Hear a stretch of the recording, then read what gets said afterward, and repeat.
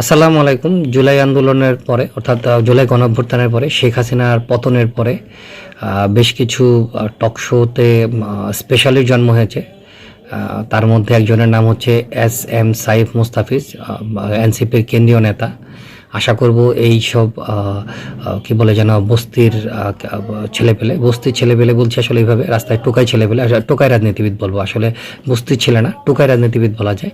এসব টোকাই রাজনীতিবিদদেরকে আর TV show টক শোতে ডাকা হবে না, বা এদেরকে আসলে ইগনোর করা হবে।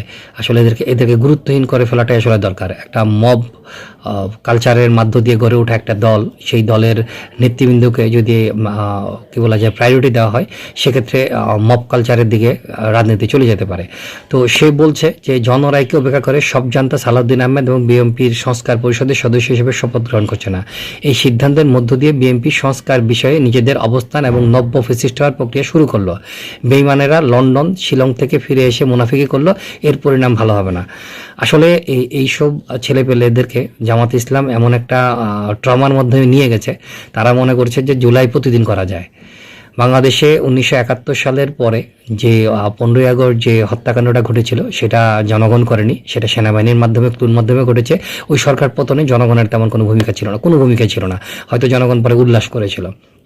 1981 সালে জিয়া রহমান হত্যাকাণ্ডের ঘটনাটা সেম, সেখানে সেনাবাহিনীর ক্লুর মাধ্যমে ঘটেছিল এবং সেখানে কোনো জনগণের অংশগ্রহণই ছিল না। এরশাদ সাহেব যখন ক্ষমতা গ্রহণ করে অর্থাৎ ক্লু করে, তখনও জনগণের কোনো ভূমিকা ছিল না, সেখানেও সেনাবাহিনীর ভূমিকা ছিল। 1990 সালে এসে আমরা প্রথম দেখতে পাই যে জনগণের গণঅভ্যুত্থানের মাধ্যমে সরকারের পতন, আর সেই সরকারের পতনটা ঘটেছিল এরশাদ সরকারের পতন ঘটেছিল, এবং সেই সরকারের পতনের মধ্য দিয়ে বাংলাদেশের নতুন গণতন্ত্র যাত্রা শুরু হয়েছিল। এরপরে 96 সালে আবারও আমরা দেখতে পাই গণ আন্দোলনের মাধ্যমে বিএনপি সরকারের পতন ঘটে। এরপরে আমরা দেখি 2006 সালে একটা বিশাল গণ আন্দোলনের মাধ্যমে এবং রাস্তায় লোকজন হত্যাকাণ্ডের মাধ্যমে একটা সরকারের পতন ঘটে।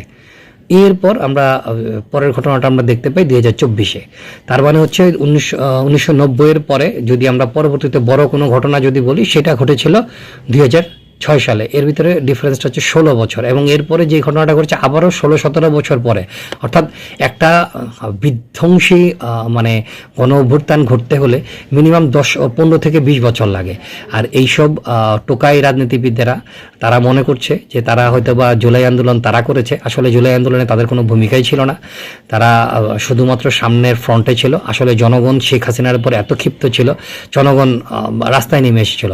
যদি জনগণ যদি রাস্তায় না নেমে আসতো, এই সব ছাত্ররা যখন আন্দোলন করছিল, ছাত্রদেরকে দমন করা সরকারের পক্ষে কোনো ব্যাপার ছিল না। সরকার সেই দমনটা করে ফেলেছিল এবং ছাত্ররা তাদের আন্দোলন প্রত্যাহার করেছিল।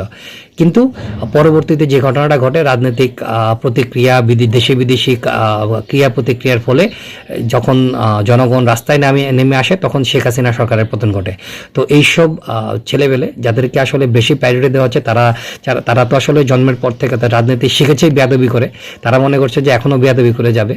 আমার মনে হয় না তাদের বেয়াদবি আসলে বেশি দিন সহ্য করা হবে, এবং বেয়াদবিটা যেন মানে খুব কি বলে যেন ঠান্ডা মাথায় এবং কঠোরভাবে বেয়াদবিটা দমন করা হয়, যাতে এইসব ছেলেপেলেরা এবং এইসব ছেলেপেলের ইতিহাস পড়ে ভবিষ্যতে কেউ যেন এই ধরনের বেয়াদব হওয়ার চেষ্টা না করে। কারণ বাপ হওয়ার চেষ্টা করা উচিত না, বাপের ছেলে হিসেবে নতুন বাপ হওয়া উচিত।